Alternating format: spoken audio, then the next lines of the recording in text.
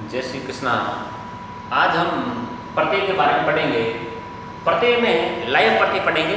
लय प्रत्यय का अर्थ है वो कर के अर्थ में होता है। लय प्रत्यय का अर्थ होता है कर के। इस प्रत्यय का प्रयोग है कर के अर्थ में किया जाता है। कर के अर्थ में इसका प्रयोग किया जाता है। अर्थ में करके अर्थ में इसका प्रयोग किया जाता है। लय प्रत्यय में क्या क्या होता है? लय प्रत्यय में नोट डालेंगे। लय प्रत्यय में ल और प का लोप हो जाता है। लोप हो जाता है। ये लय प्रत्यय के अंदर क्या क्या होता है? लय प्रत्यय के अंदर है ल और प का लोप हो जाता है। यह शेष रहता है। जहां यह लगा होगा वहां पर क्या होगा? लय प्रत्यय होगा। और एक लय प्रत्यय की खास विशेषता यह है कि लय प्रत्यय हमेशा धातुओं के अंदर उपसर्ग मिला हुआ होगा। क्या होगा? लिखो, धातु में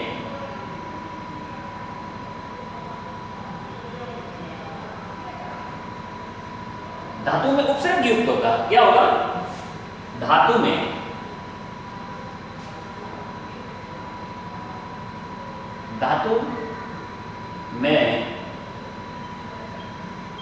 उपसर्ग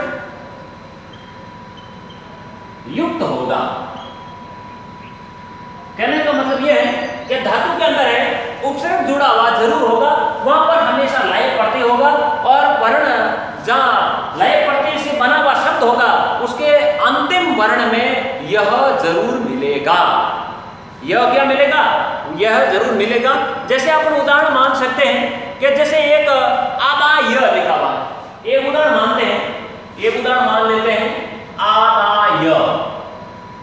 जैसे एक मानते हैं बिहंसय, ये उदाहरण। अब इन उदाहरणों में आप देखेंगे कि कौन सा प्रत्यय है जुड़ा हुआ शब्द है। आपको पहचान करने के लिए कहां पर जाना है? तो सबसे पहले ये ध्यान रखना कि शुरू के अंदर है उपसर्ग जरूर लगा हुआ होगा। संस्कृत भाषा में 22 उपसर्ग होते हैं। 22 उपसर्गों में देखिए आप भी एक आंग उपसर्ग है और भी एक उपसर्ग है।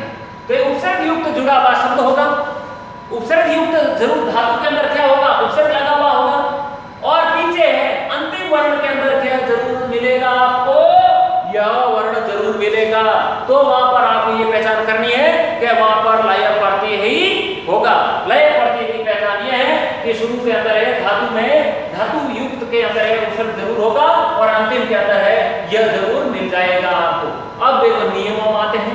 नियम नंबर पहला नियम है यदि आ, ई और उ है तो इन धातुओं में सीधा यह जुड़ जाता है। नियम नंबर पहला देखिए। नियम नंबर 1, पहला नियम पढ़ते हैं। पहले नियम में क्या करना है? आ और ई, आ ई उ, आ ई या उ, इन धातुओं में सीधा यह जुड़ जाता है। इन धातुओं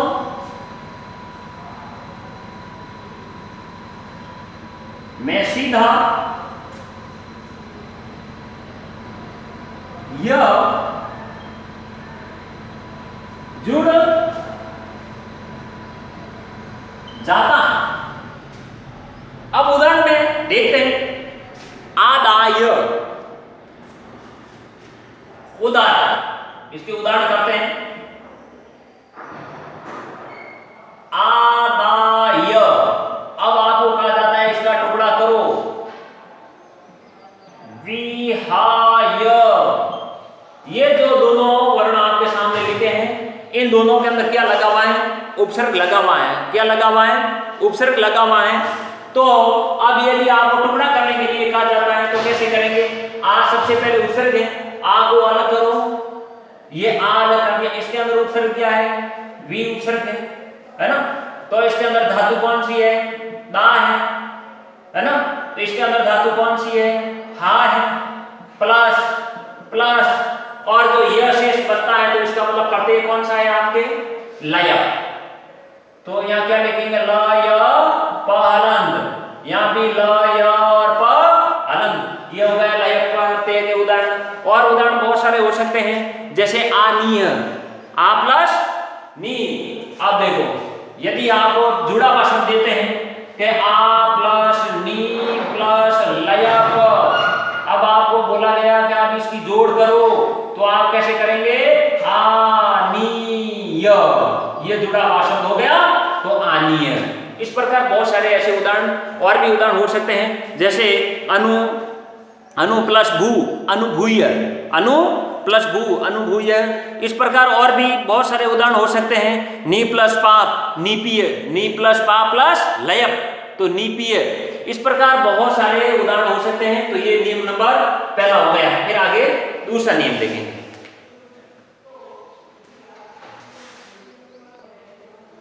अगला उदाहरण देखते हैं लय प्रत्यय में नियम सहित। नियम नंबर दूसरा पढ़ेंगे, नियम नंबर 2।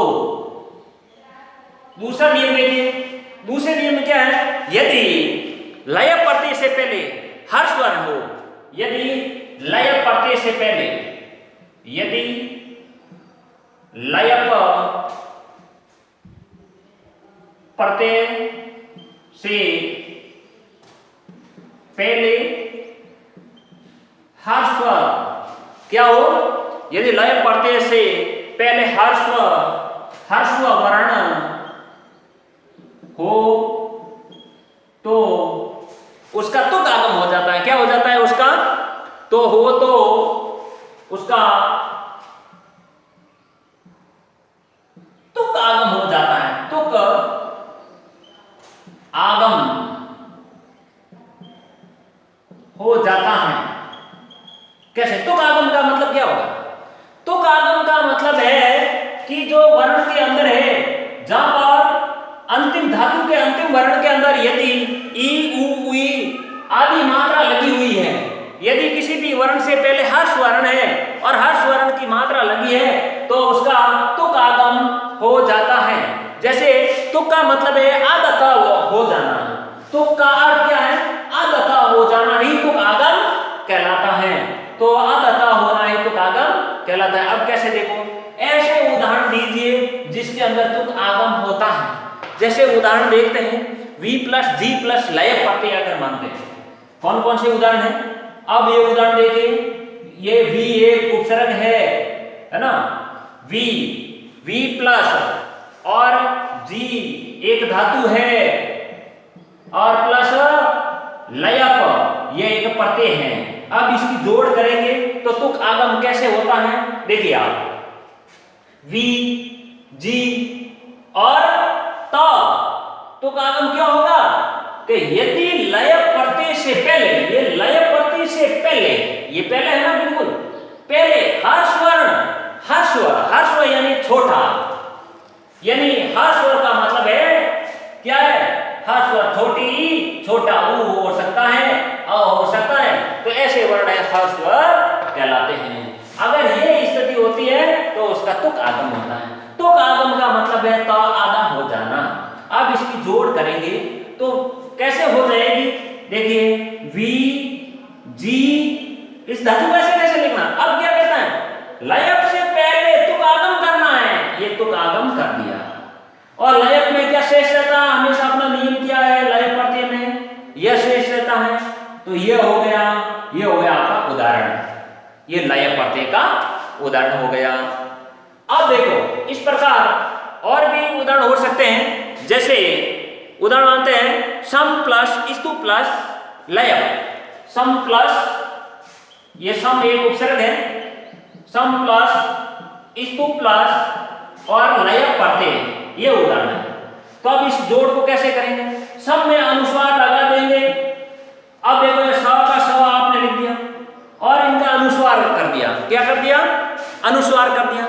अब और आगे क्या करना है? धातु को ऐसे कैसे लिख दिया आपने? यहाँ धातु को ऐसे कैसे लिखा, तो यहाँ पर धातु को ऐसे कैसे लिख देंगे?